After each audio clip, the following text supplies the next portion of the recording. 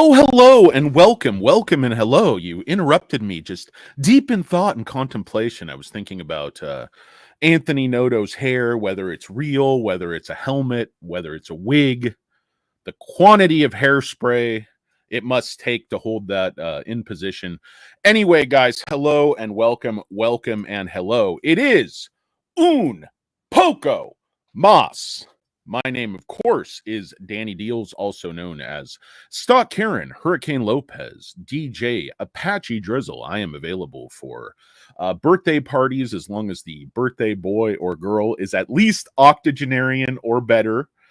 We don't do kids. We don't do middle-aged people. We don't do boomers. We don't do you spry, youthful 60s and 70s.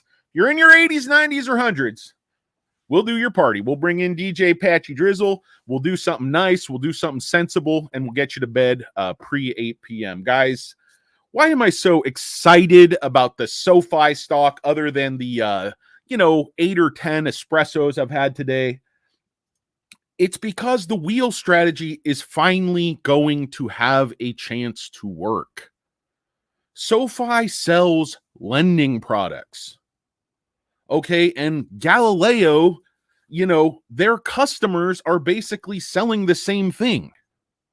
Okay, they're selling credit cards, they're originating things, they're selling financial services.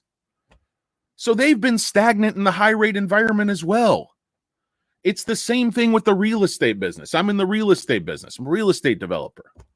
The whole thing's been stagnant. Nobody's been doing anything. And Sofi has still been winning in that stagnant, stale, stinky environment. They've still been growing. Sofi's still growing above 25%. These naysayers that constantly say nay 15, 17%, the KBWs, these turds, these lowballers, these bottom feeders. Now, they have their reasons. I think they thought things were going to get a lot worse. Sofi's loan book was going to get horrible. But guys, as rates go down, Sofi's loan book is only going to become more valuable on a relative basis in the marketplace. Okay, and if you see my scroll here, I always do this stuff.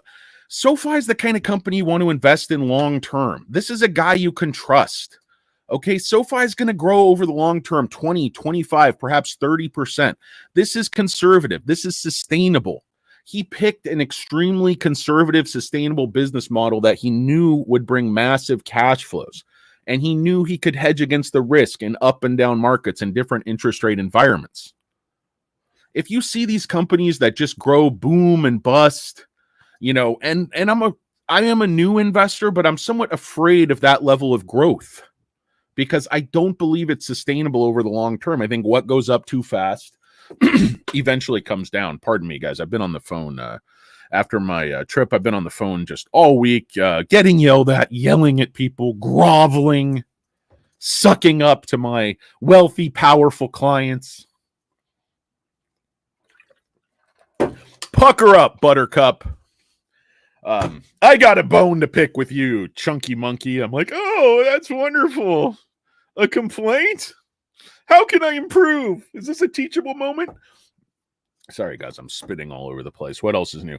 Hello and welcome. By the way, Rudolfo Araya is here, closing above 8 today. Yeah, I agree.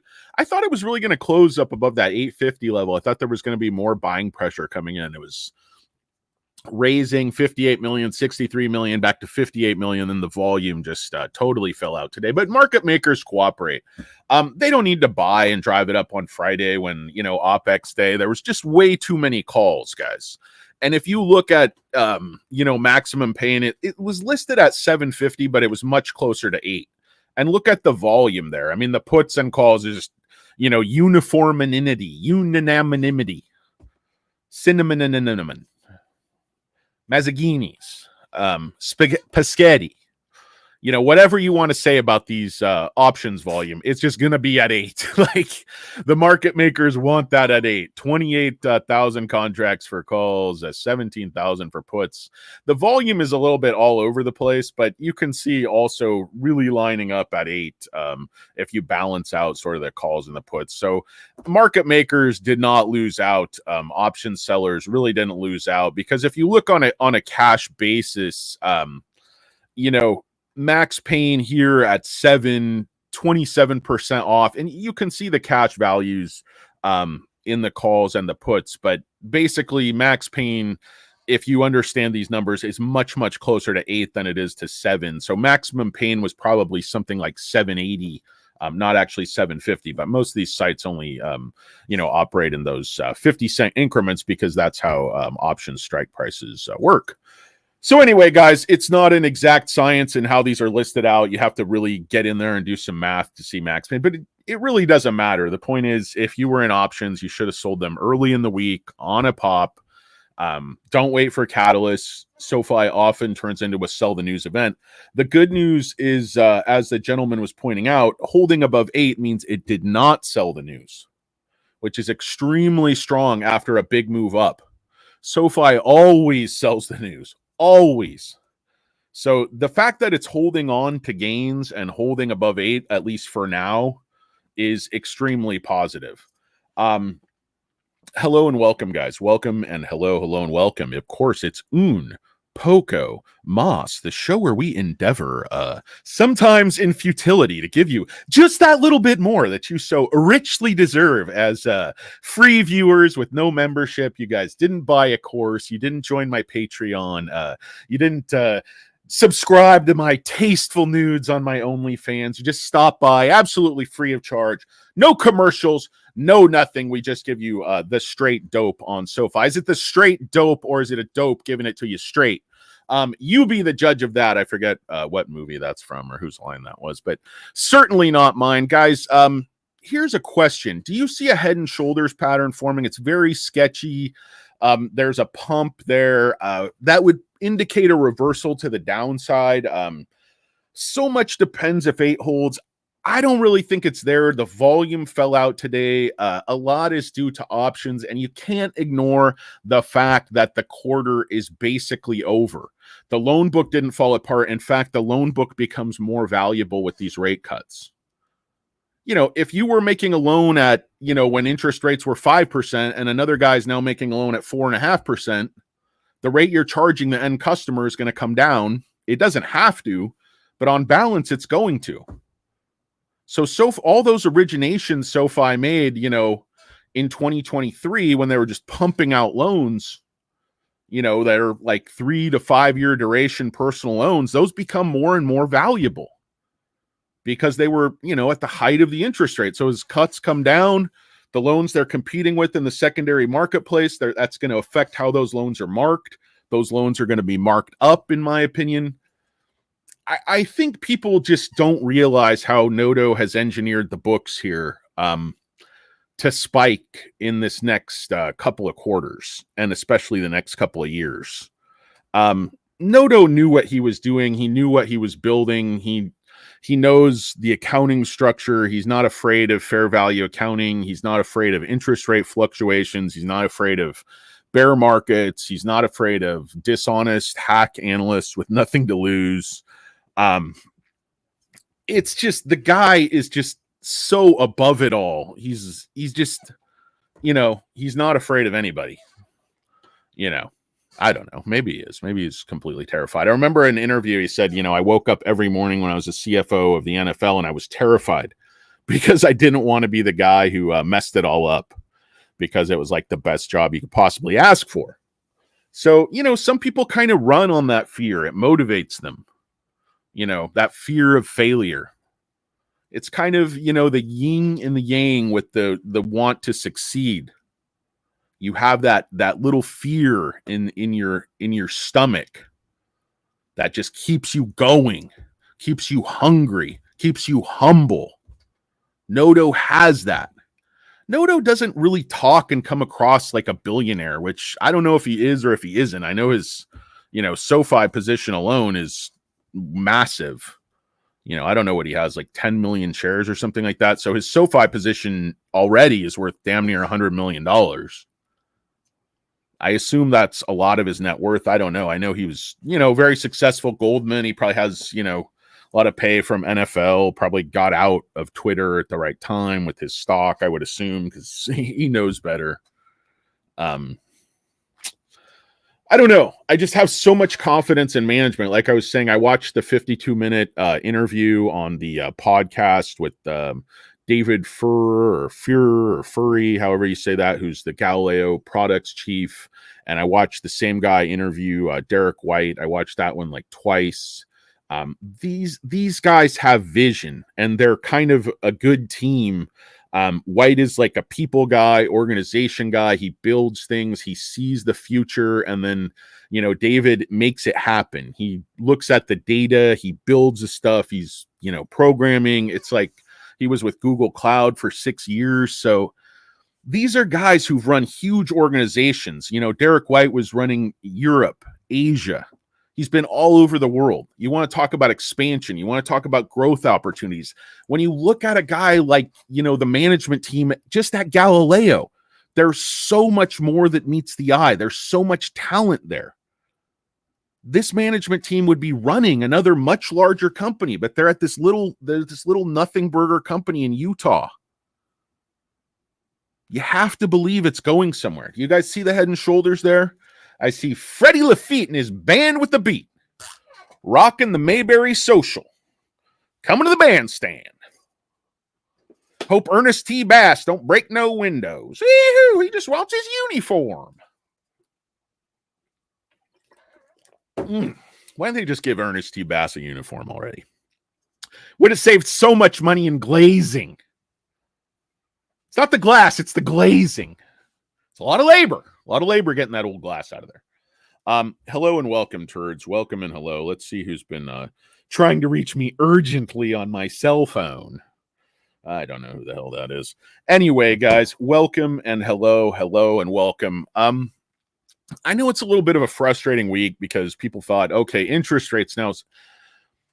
Catalysts are one thing. I think that's why they sell them, because the earnings don't happen with the catalysts. Wall Street wants to see the ER. Wall Street wants to see the guidance. If guidance is good enough and management has the credibility, that's when the stock will go. It's not, okay, the rate cut is here. It's what does the rate cut mean for SoFi's books? What does the rate cut mean for money in our pocket? Cross my palm with silver. Pay that man his money. Don't make me do my Teddy KGB impression. It's my clock. I don't know what that accent was. Pay that man his money. He beat me straight up. It's like, what? Is that Russian? What the hell are you doing? What's the deal with the Oreos? Easy tell. You're listening to a fucking Oreo sandwich cookie. You got Matt Damon over here. Guy's reading law professors. He can't handle some drunken Russian mafioso with a patchy accent, a bad hairline. Oh, I got so many things going on here, guys. Oh, Fridays. Am I right? No jalapeno poppers here. Just a big pain in my tuchus, if you know what I mean. We got Jerome Powell in the house. You are a turd, Jerome Powell, but I think the rate cut was prudent. I think it was appropriate. Would be prudent at this juncture to cut half point. Hear that second standpoint? You know what's really valuable these days is a Ross Perot impression. Like I was cultivating that for years. I used to do this bit between Clinton, Bush, and Perot, this like three-way debate, but it was just all like personal stuff on their appearances. Oh my God, this was way back in the 90s. Just horrible, failed stand-up career. Just a lot of weird political material, just observational humor. Just wasn't funny. People just wasn't landing, It's like a plane that just circles and circles. It's just not landing. I'm sorry, it's like D Reynolds. Like I was trying to finish my joke. Well, sorry, they're just not landing. Oh, really?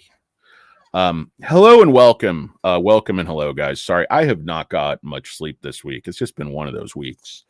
Tons and tons of big dog work. The big dog always wants stuff done.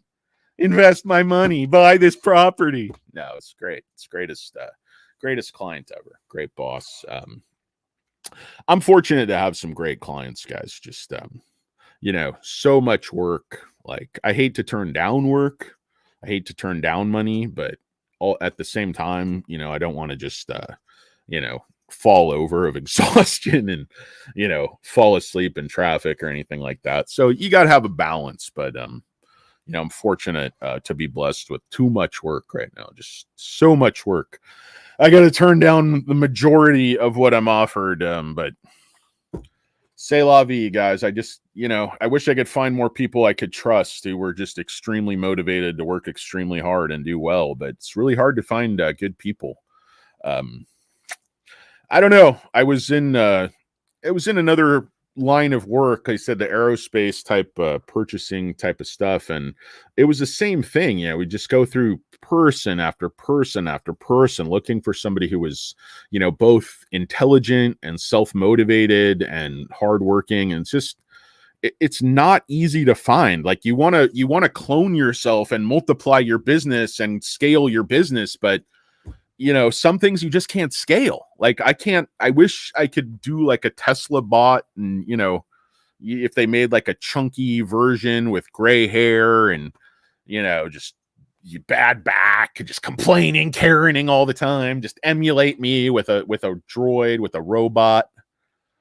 Hello, my back hurts. I want a cheeseburger and an espresso. I'm a huge Karen. Karen bot. Anyway, guys, hello and welcome and hello. This broadcast is not really about Sofa. It's just more about my angst, general mental shortcomings, but be that as it may, I don't know if you turds see the head and shoulders pattern. I still think it's pretty good in an uptrend. I mean, we're right here. This is the same place it topped out 8:30, same place it topped out 7:30. Same place it topped out. So it was every 2 weeks, then every month it came back up, and then, it's been another 20 days, so topped again. What's the difference here? I think the difference is we are seeing consolidation above 8, and we just haven't seen that before. Okay, this is all week, guys. So 7:13, so Monday's here, it comes up, and then Tuesday, Wednesday, you see the little pump, but no big deal. That's a catalyst. That's, traders doing what they do, couple of pump and dumps. You don't really see the troughs here. The troughs are almost imperceptible, like my hair loss or weight loss.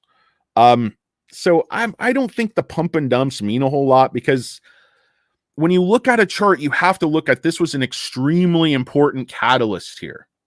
So it was very easy to pump, very easy to manipulate, very easy to create FOMO and suck people in. And there was just a ton of calls. So those were, they were desperately holding on, pulling it back to 8, because the stock went all the way up to 850. A lot of people were selling a lot of calls, down in the 6s. And I mean, they weren't covered, so they had their noses wide open. I know you guys selling covered calls on the wheel and stuff, you're not going to get hurt real bad. But, people with their noses wide open and just, selling calls, selling short, especially naked short, because that's happening. Because you're seeing a lot of shares returned, but you're seeing the short interest going up. So that's basically what that means. I mean, in my opinion, in my estimation, I could be wrong, but you see that in the data. Like, the shares on loan has been in a downtrend, and the short interest has been in an uptrend. Cost to borrow, downtrend. Utilization, downtrend. Short score, downtrend. My weighing, downtrend. No, but the borrowing went up their end of day. So they were returning 6 million. Now they're returning 4 million. Yesterday, returning 3 million.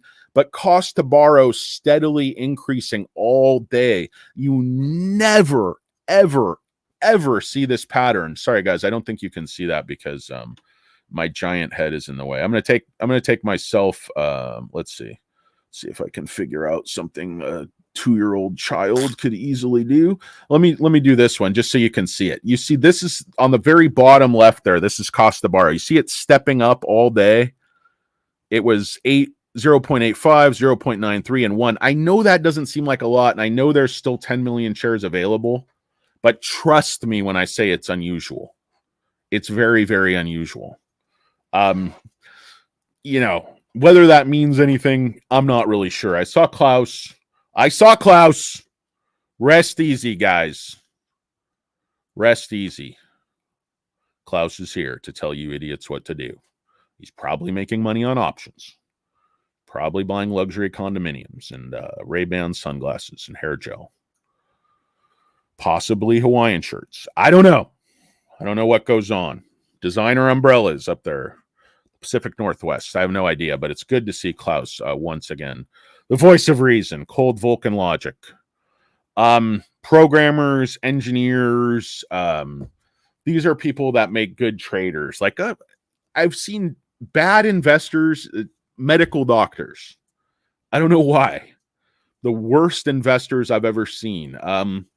Real estate guys, horrible investors because they're basically gamblers, you know. I don't know. Yeah, the best investors are people that are very disciplined, very logical. Some professional athletes, very, very good investors I've seen.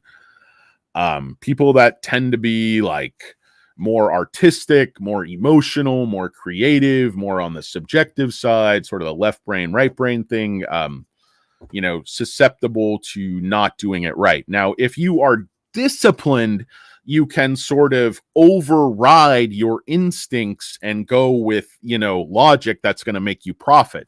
But most people are not able to sort of override their natural instincts. I feel like I am able to do that quite often because of my logic. Oh, I want to do this. I want to. And I'm like, nope, that's stupid. That's stupid, you big fathead. Don't be stupid, you moron. To quote Howard Stern's father. Anyway, guys, hello and welcome. Why is my security camera system just going absolutely bonkers, absolutely ham, absolutely ape? Let me see who that is, guys. Just robbing my house right now. Oh, no, it's no problem. It's just some youths in ski masks carrying out my flat screen TV. No, I don't know. I can't tell who it is because, of course, my piece of shit security camera system is buffering as it's wont to do. So the great news is if somebody robs your house, you'll know about 2 hours later when it notifies you and stops like buffering and it's a piece of shit server. Anyway, guys, we got John Bland Jovi here once again to spice things up like only he can do. This stupid camera is really annoying.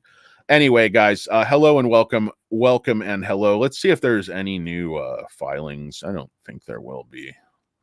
Vanguard, still the same. Anchor Investment Management. What are these turds doing? They have one share. Average price of $7.94. So I guess they had to file that, freaking turds. But anyway, so borrowing decreasing, shares supposedly returned, but short increasing. Like short interest they're saying is 194 million. The official report was just 183. So they're usually accurate, but sometimes a lot of stuff's going on behind the scenes, and even Ortex and some of the better sites are not able to keep up with it.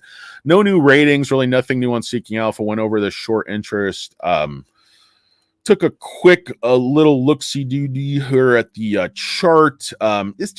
It's extreme volatility. You notice here all the volatility. It was still up and down in the shark tooth pattern, but just much more shallow. The highs and lows were much closer together. Increased a lot here, indicative of trying, I believe, to push retail investors around.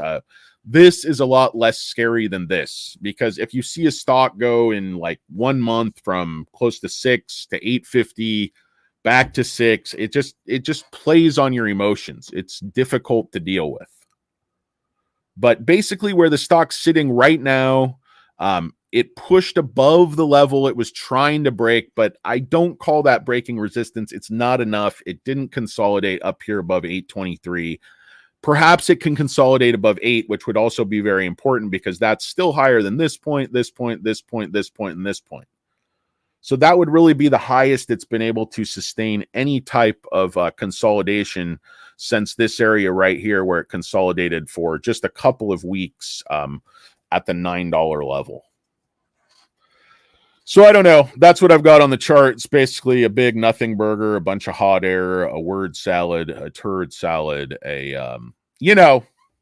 sort of a bunch of useless hyperbole, puffery, filling dead air, jaw jacking, flapping the gums,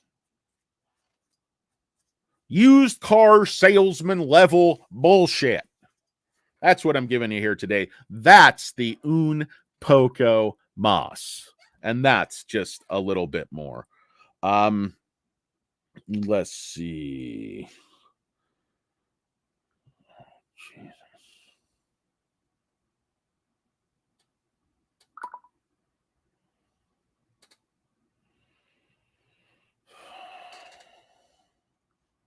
Oh, guys, I got to deal with some work stuff here.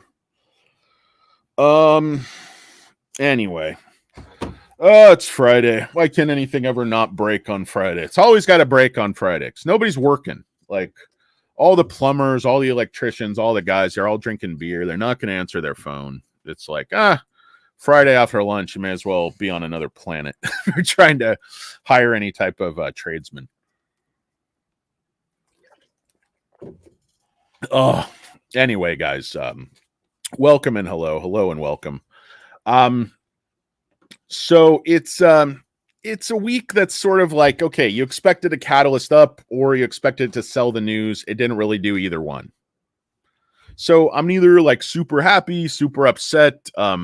Holding above 8. I'm happy. Volume went out. That's market makers killing options on Friday. They do that all the time. So nothing really shocking here. It's kind of on script. End of the quarter, coming into the ER. So I'll just quickly go over my little spiel here. Are we going to see Galileo take off in this ER? None of us know that, but Lapointe was talking about sort of the product life cycle, customer life cycle coming on board. Is it going to happen this quarter, next year? Are we going to see the growth, members, revenues? Will that, increase the margins, increase the contribution profit? We have to think so. They told us it's there, but we just haven't seen that pop yet. Delayed fuse on this half-point catalyst. We often see a delayed fuse with SoFi where it'll sell off a bit, and then it'll pop 1 to 2 weeks later when they're able to clear out the options. Will that happen this time? No idea, but it's happened a lot historically. Q3 is basically over. The rate cut was the best possible one we could have expected for SoFi. I think management expectations was just a quarter point. I think Noto's very conservative. I think that's what was in the numbers. That's what was in the guidance. So I think this is can only push guidance higher. That half point rate cut versus a quarter can only push guidance higher for SoFi. Again, I talked about rate cut makes their loan book more valuable on a relative basis in that secondary market. And I think on a, when they're pricing the loans, the book value of the loans, which again, they're marked by a third party. So the half point equals demand now. I think for personal loans, I think for home loans, refis, a half point is enough to spur demand. I don't think a quarter point would have done much. So I think that distinction is critical. This is the first time we will see the wheel work. We need to wake up Pat and Vanna, dust them off, wakey, eggs and bakey, because we're about to see, SoFi's wheel of profits, because we're going to see cross-selling. Okay, big guidance raises. It's going to reduce essentially customer acquisition costs, which will drive margins. So as they're able to increase that top line, the marginal returns are going to be even better. SoFi has a superior cost structure. They've built a better mousetrap. It's all digital. It's in the cloud. They don't have real estate. They have a light headcount. They laid off a bunch of people end of 2023. They knew demand was going to be down first 2 quarters. They can ramp up again with a lighter headcount and just add people as necessary. Keep things lean, keep expenses down, cut the headcount when you can. especially expensive people, because obviously there's a lot of stock-based compensation. So management's always trying to fine-tune, just keep the people there that are necessary. So I think management's doing a really good job. We have to see, will 8 hold? It's hard to say. Obviously, it's an important level. Obviously, I had a key level at $7.93. That could hold. I had, 823. Historically, 913, 820 had been a critical area. They were shorting a lot between 720 and 680. That could be a critical area. We just have to wait and see, guys. But I think we're going to get a big guidance raise for next quarter, which will lead to a bit of a guidance raise for the full year. Will they push up the numbers 2025, 2026? I think it's quite possible. Only time will tell. But I think everything is very, very, very, very bullish for SoFi. Price didn't get a huge pop this week. That's okay. Didn't sell the news. The delayed fuse possibility is there. Management's doing everything they can possibly do. Will Mr. Market recognize it today, tomorrow, next month, next year? We don't know. We can't control that. We just have to look at the fundamentals, keep our eye on the prize, and constantly be challenging our assumptions, looking for weaknesses, but also keeping our eye out for FUD and for sort of that false stuff that scares you out of your shares when you really don't want to be selling. Anyway, guys, I hope everybody has a great weekend. I got to go. I have stuff I have to deal with, repairs, tenants, all that fun stuff. But you guys have a great one. It's un poco mas. Like to thank Birdie, like to thank Not a Lurker for producing and moderating the show today. Everybody have a safe weekend. Be smart out there. Enjoy the waning days of your summer. It's almost over. It really is over. But it's still beautiful here, guys. Take care. It's un poco mas. Danny Deals. Have a good one. Peace. I'm out.